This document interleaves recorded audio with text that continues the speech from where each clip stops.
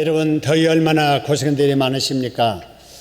우리 하나님의 은혜와 여러분의 기도에 힘입어서 서천 부흥회 잘 마치고 돌아오게 됐습니다. 이 시간도 우리 하나님께서 우리와 함께 하셔서 오늘 또 우리의 사모하는 가슴 속에 꼭 필요한 은혜를 충만하게 허락해 주실 줄로 믿습니다. 여러분, 사람들은 누구나 다 다른 사람들에게 존경받고 싶어 하지요. 그러기 위해서 자기가 속한 곳에서 지도자가 되기를 원합니다. 자식을 키우는 부모님들 역시 내 자녀가 자라서 지도자로 살기를 원해서 아무리 힘들지만은 열심히 일하고 고생해서라도 자녀들을 교육시키지요.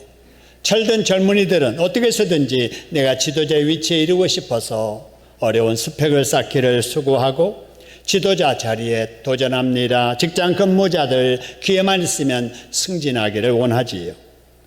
그래서 우리 주변에는 지도자들이 참 많이 있습니다. 여러분, 지도자가 어떤 자들이죠? 나보다 앞선 자들이죠. 앞장서다 보니까 자연히 많은 사람들에게 주목의 대상이 되고, 그래서 지도자는 장점보다는 단점들이 많이 외부에 노출됩니다. 그래서 지도자가 되는 건 못지않게 지도자로 사는 것이 더 힘든 것 같습니다.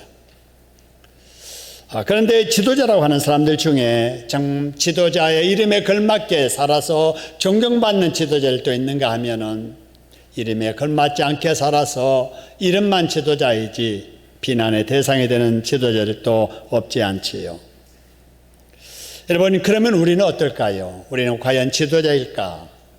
나는 청와대에 근무한 적이 없고 국회에 출입하지 않고 회사에서 보스가 되지 아니해서 나는 지도자가 아니라 할지 모르지만은 우리 모두는 일면 다 지도자들입니다. 가정에 자녀가 있잖아요. 부모는 자녀 앞에 지도자요. 손주들이 있잖아요. 우리 할아버지 할머니들 손주들 앞에 자녀들 앞에 다 지도자입니다. 우리 예수 믿는 사람들은 불신자들을 주님께로 인도하고 진리로 인도해야 될 영적인 지도자들입니다. 할렐루야. 그렇다면 우리도 이런 지도자라는 이름에 걸맞게 본의되게 살아야 되고, 그래서 존경받고 칭찬받게 살아야 될 줄로 믿습니다.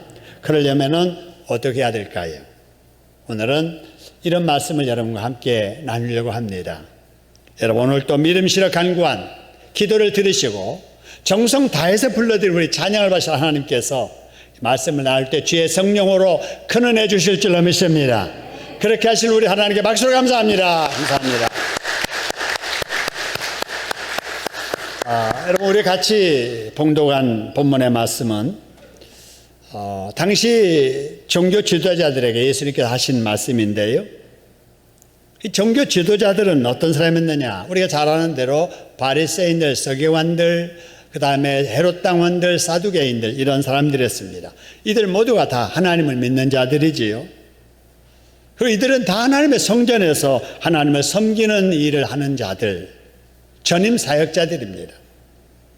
백성들에게 율법을 가르치는 자들. 그래서 이들은 성직자로 일반 백성들이 감히 가까이 할 수 없을 정도로 거룩한 무리들이었습니다. 여러분, 이런 사람들에게 예수님께서 무슨 말씀을 하신다면은 어떤 말씀을 하실 것 같습니까?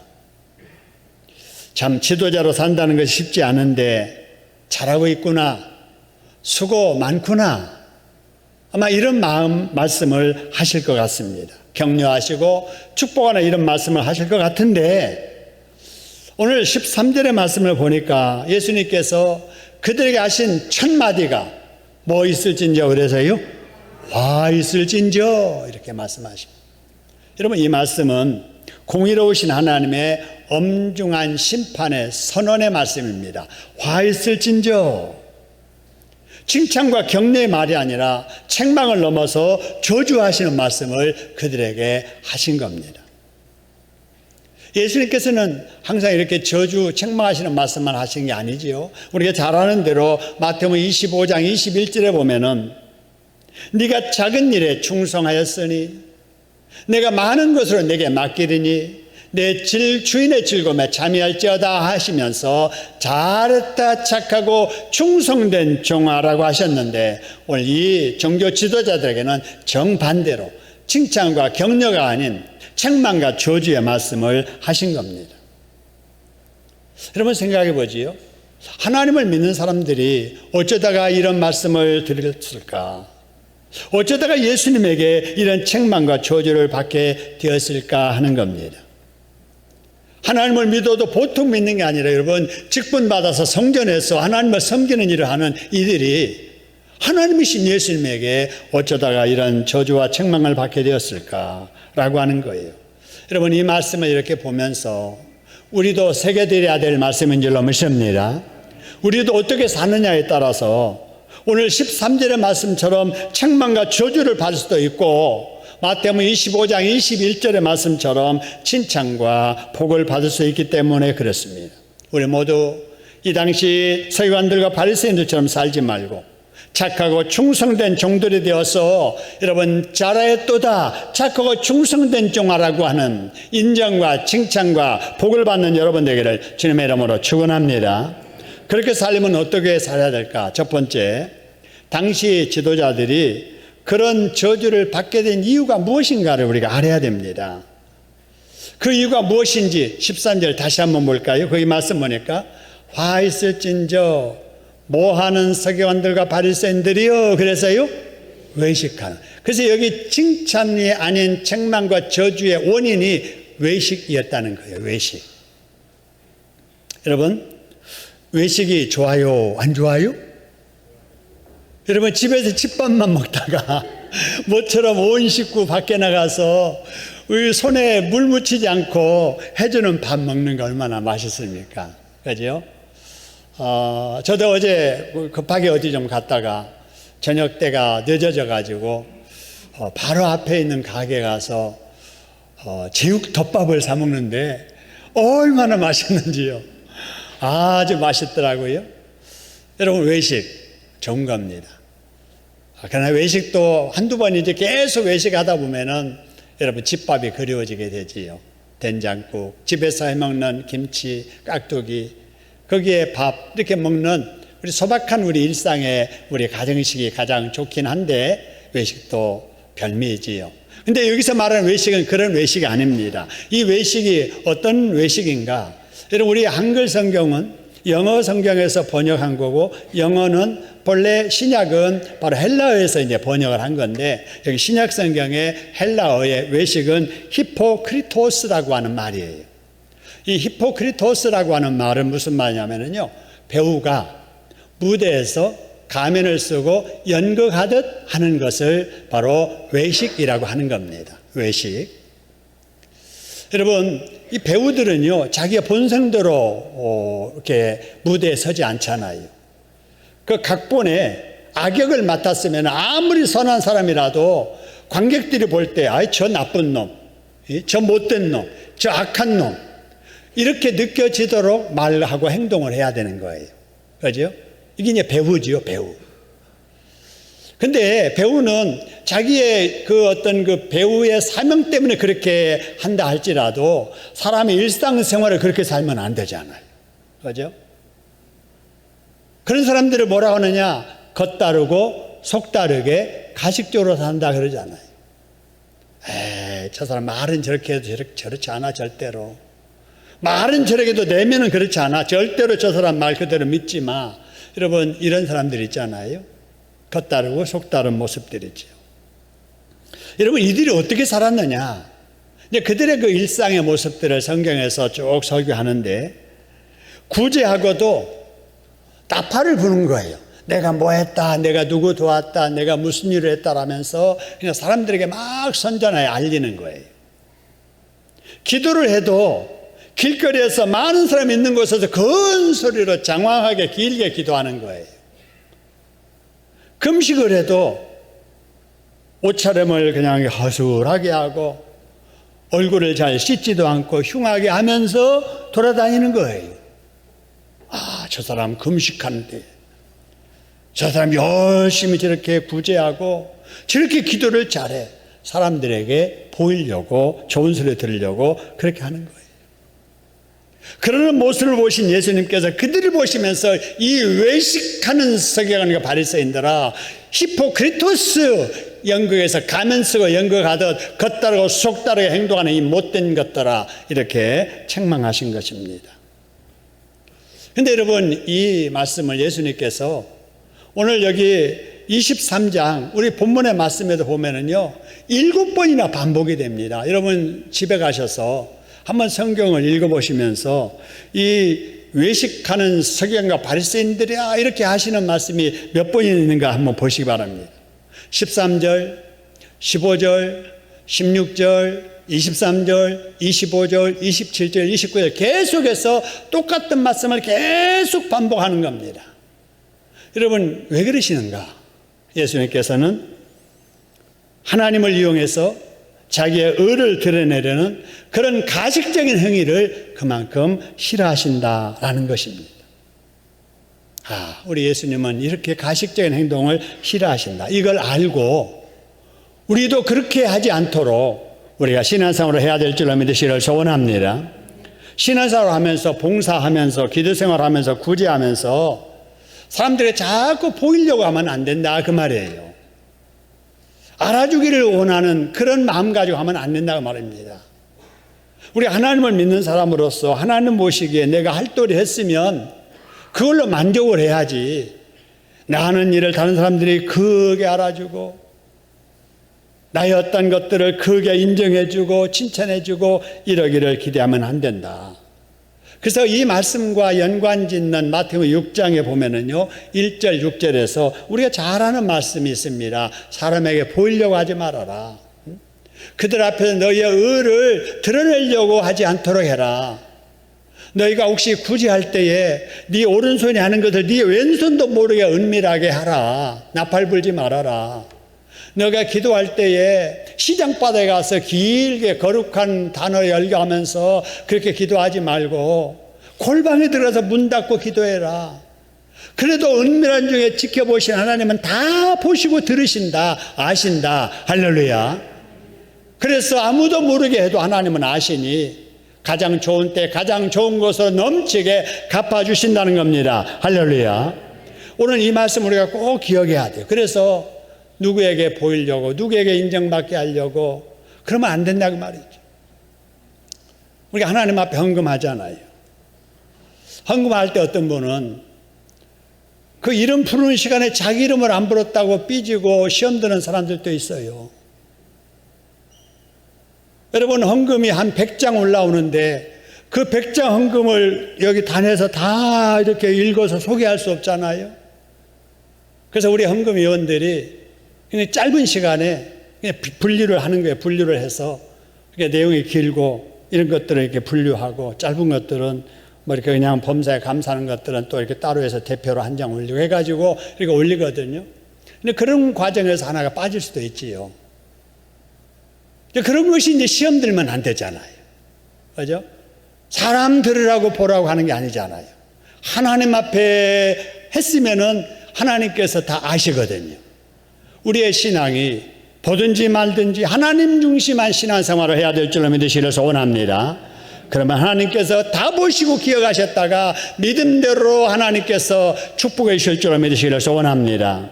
그러면 예수님께서 당시 바리새인들과 서기관들의 이런 외식적인 모습을 왜 그토록 싫어하셨을까? 예수님께서 나는 내 성격상 그런 거 못 봐.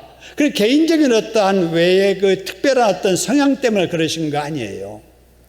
여러분 13절의 말씀을 다시 보면은요, 왜 우리 예수님께서 가식적인 그러한 외식을 싫어하셨는가를 말씀하십니다. 보세요.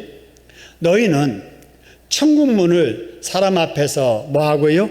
닫고 너희도 들어가지 아니하고 들어가려 하는 자도 뭐한다고요?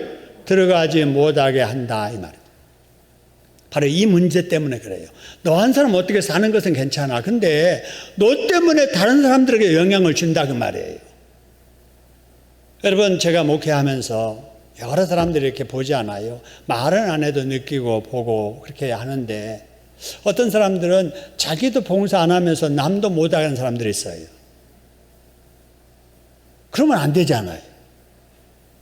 자기 못하면 남이라도 하면은 입 다물고 있든지 뭐 잘했다고 하든지 그러면 될 텐데 자기도 안 하면서 남도 안 하게. 헌금 생활도 자기도 안 하면서 남도 못하게. 이게 바로 그거예요. 너 한 사람 잘못되는 걸로 끝나는 게 아니야. 지도자들은, 믿는 자들은 다 영향이 끼치는 거야. 어떻게 네가 천국문 앞에 딱 가로막고 서서 너도 안 들어가고 남도 못 들어가게 하느냐. 이거를 우리 주님께서 지금 지적하고 계시는 겁니다. 여러분, 오늘 이 말씀을 보면서 자기도 천국에 들어가지 아니하고 천국문을 막고 있는 사람들이 오늘날도 있다는 거예요. 그 사람들이 누구냐? 교회 밖의 사람이 아니라 교회 안에 있는 사람입니다. 믿는다고 해도 잘못 믿는 사람들이에요. 여러분, 교회 다닌다고 해도 100%가 진실한 신자는 아닙니다. 곡식 속에 쭉정이도 섞여 있고 가라지도 섞여 있듯이 알곡 신자들 속에 잘못된 교인들도 섞여 있는 겁니다. 한국 교회가 다 바른 교회가 아니잖아요. 바르지 못한 이단에 속한 교회들도 있잖아요. 근데 우리는 그것을 구별해서 볼 줄 압니다. 그러나 교회 밖의 사람들, 불신자들은 절대로 그렇게 구별해서 보지 아니에요. 교회는 다 같은 교회로 봅니다. 교회는 다 같은 교인으로 보는 거예요. 이단의 목사도 다 같은 목사요. 이단 교인도 다 같은 교인이요. 교회 안에서 문제만 일으키는 사람도 다 같은 교인으로 여깁니다. 그러다가 교회 다니는 사람들 중에 문제되는 일이 이렇게 딱 드러나면은 기다렸다는 듯이 비난하고, 언론에서는 기다렸다는 듯이 대서특필하고, 예수 믿는 것들이 그러면서 비아냥거립니다. 그러니까 그런 소리 듣는 거야. 입만 살아 나불대는 예수쟁이들. 여러분, 이런 말들을 그냥 쉽게 하는 거예요. 기분 나쁘지만은 우리 다 새겨드려야 될 말씀입니다. 그런 것들을 보고 듣는 사람들 중에 교회 다니다가 시험 들어서 교회를 멀리하고 예수님과 담을 쌓는 사람들도 있습니다. 그렇게 되면 그들에게는 천국문은 사실상 닫힌 문이 되는 것이고, 그들은 천국에 들어가지 못하게 되는 거지요. 뭐 때문에요? 믿어도 잘못 믿는 사람들 때문에 말입니다. 사람이 천국문을 열거나 닫거나 할 수 없어도 믿는 자들이 잘못 믿으면은 천국문을 막았을 수는 있는 사실입니다. 다시 말하면은 예수 믿는 내가 잘못해서 누구에겐가 시험 들게 하면 그 사람에게 천국문이 닫히게 될 수도 있다는 거예요. 그렇기 때문에 혹시라도 내가 잘못 믿어서 주변 누구라도 나 때문에 천국에 들어가지 못한다면은 내가 받을 벌이 크겠지요. 근데 반대로 나로 인해서 누군가가 예수 믿어서 천국에 들어가게 된다면은 내가 하나님 앞에 받을 상급 또한 클 것입니다. 여러분, 이를 기억해서 여러분, 나도 상받도록 신앙생활을 잘 해야 되겠지만 나 때문에 다른 사람도 구원받고 상받도록 본이 되는 신앙생활을 해야 될 줄로 믿습니다. 저와 여러분이 이렇게 다른 사람에게 끼치는 영향도 생각해서 나도 바르게 잘 믿고 나 때문에 다른 사람도 바르게 잘 믿고 구원받게 하는 저와 여러분 되기를 주님의 이름으로 축원합니다. 그 다음에 이제 15절의 말씀인데요. 예수님께서 그 당시 종교 지도자들에게 두 번째로 화를 선포하시는 말씀입니다. 여기도 똑같이 화 있을진저 외식하는 서기관과 바리새인들이여 라고 합니다. 근데 이렇게 책망하시는 중에도 잘한 말씀을 한마디 딱 지적해서 하십니다. 그게 뭐냐? 너희는 교인 한 사람을 얻기 위해서 어떻게 했다 그래서요? 바다와 육지를 두루 다니다가 생겼다라고 하는 거예요. 여러분, 이거는 교회가 해야 될 일이고 우리가 지금 해야 될 사명입니다. 할렐루야. 여러분, 교인 한 사람을 얻기 위해서 바다와 육지를 두루 다니듯 전도해야 돼요. 힘쓰고 애써야 돼요. 코로나 상황에서도 결석자를 출석하게 하고 예비 신자들이 예수 믿게 하는 일에 우리가 전심전력 다해야 돼요. 그래서 화 있을진저 하시면서도 그건 잘했다라고 이렇게 하시면서, 근데 문제는 보세요.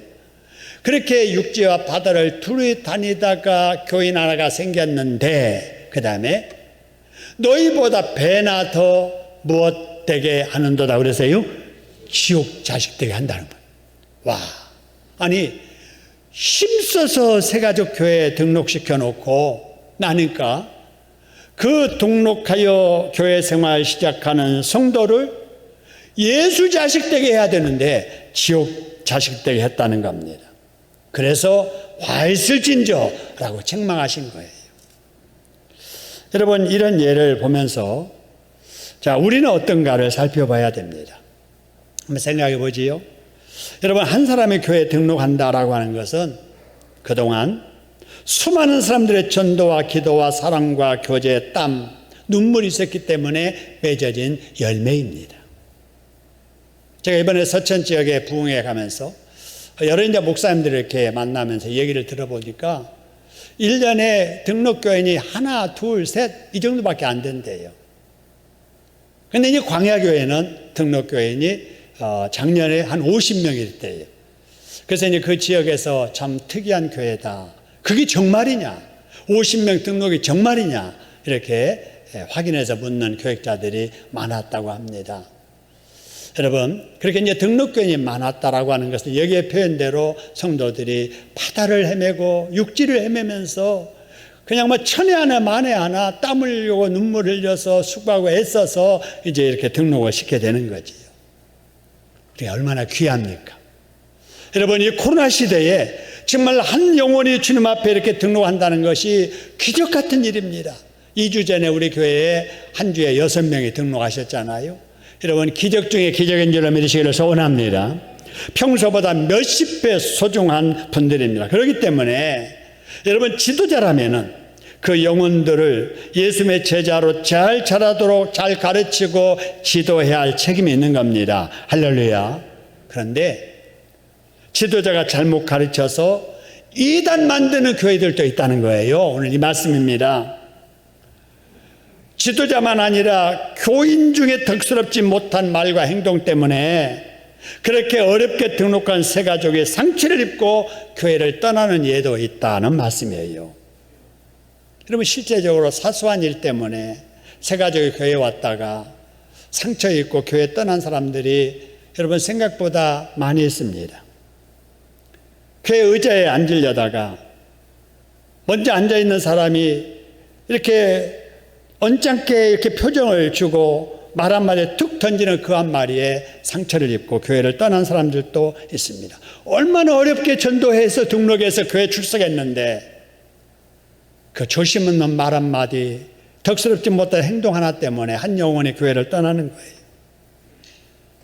여러분, 교회를 떠나서 다른 교회 가서 정착하면 그나마 또 다행이겠지만 어떤 사람은 그러한 사소한 일에 교회에 아예 담을 쌓고 평생 교회 안 다니는 사람들도 있을 수 있는 거예요.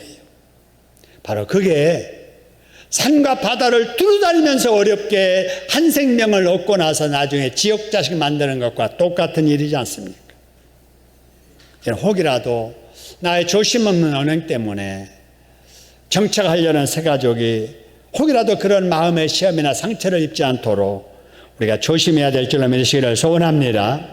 그러면 우리는 이 아무리 어려운 때라도 힘써서 전도해야 됩니다. 결석자들을 출석하도록 권면하는 일에 힘써야 되고 아무리 어려워도 교회에 등록하는 새 가족이 이어지도록 해야 됩니다. 할렐루야.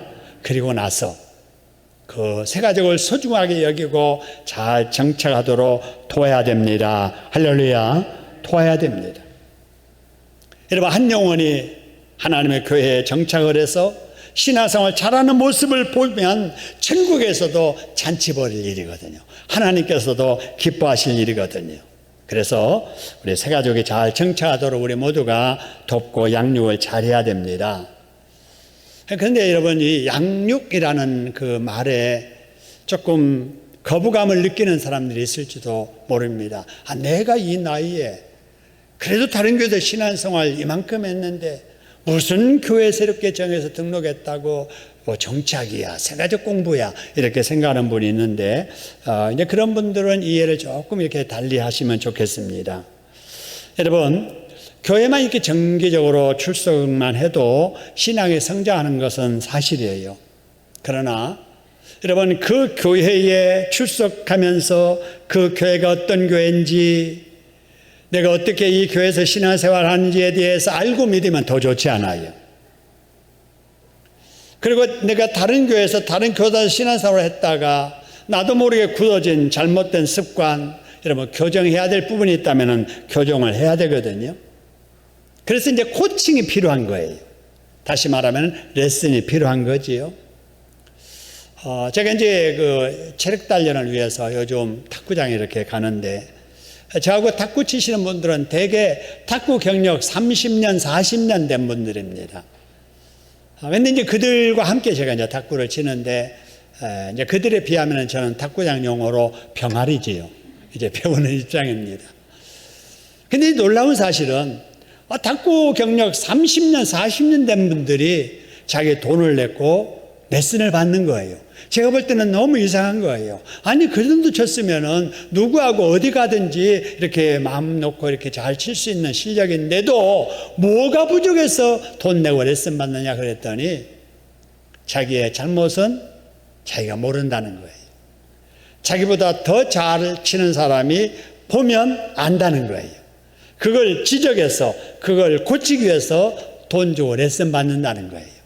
근데 한 번 해서 안 되니까 계속 반복해야 되기 때문에 레슨도 계속 받는다.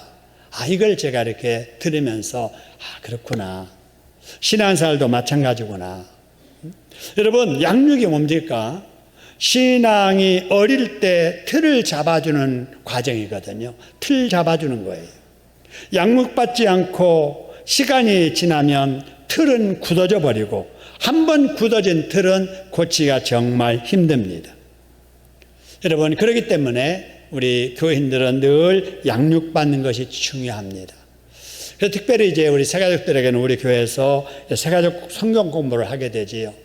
새가족 성경 공부라고 하는 것은 교회에 대한 오리엔테이션 하는 거지요. 우리 교회가 어떤 역사를 가졌고 어떤 것을 지향하고 어떤 것을 추구하면서 우리 교회가 어떤 공동체를 이루고 가고 있는가에 대한 설명, 이거 이제 새가족 공부지요. 5주간 이렇게 진행하잖아요.